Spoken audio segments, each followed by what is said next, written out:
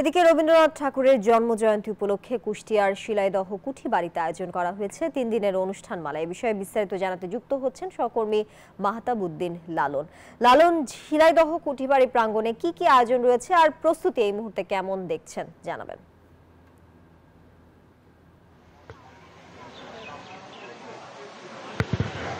ধন্যবাদ তানিয়া। আমি কুষ্টিয়া শিলাইদহ কুঠি বাড়িতে যে প্রস্তুতি দেখেছি সেটি হচ্ছে যে এখানে কিন্তু আসলে 8ই মে থেকে অর্থাৎ 25শে বৈশাখ থেকে 3 দিনের অনুষ্ঠান সূচির আয়োজন করা হয়েছে জেলা প্রশাসনের পক্ষ থেকে।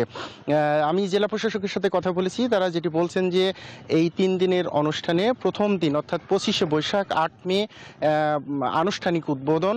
এই উদ্বোধনের পাশাপাশি কিন্তু আসলে আলোচনা সভা, রবীন্দ্রসঙ্গীতের যে আয়োজন সেটির আয়োজন করা হয়েছে। তাতে স্থানীয় শিল্পী সহ জাতীয় পর্যায়ের বিভিন্ন পর্যায়ের শিল্পীরাও কিন্তু আসলে এই অনুষ্ঠানে অংশগ্রহণ করবেন।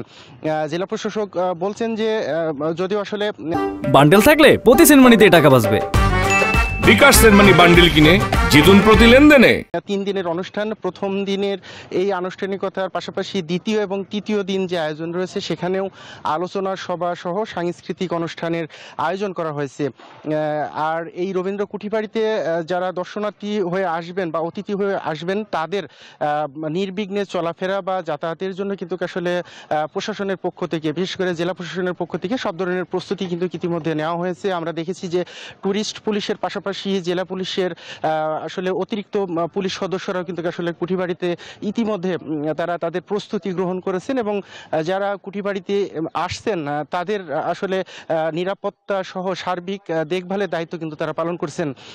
আমি জেলা প্রশাসকের সাথে কথা বলেছি, তারা বলছেন যে এই 3 দিনের অনুষ্ঠানের আয়োজনে তাদের সব ধরনের প্রস্তুতি ইতিমধ্যে তারা নিয়েছেন এবং সেই প্রস্তুতির কাজ ইতিমধ্যে কিন্তু চলছে।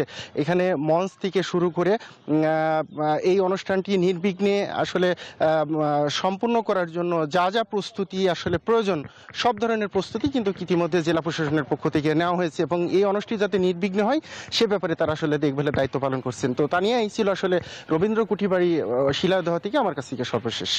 লালন, আপনাকে ধন্যবাদ।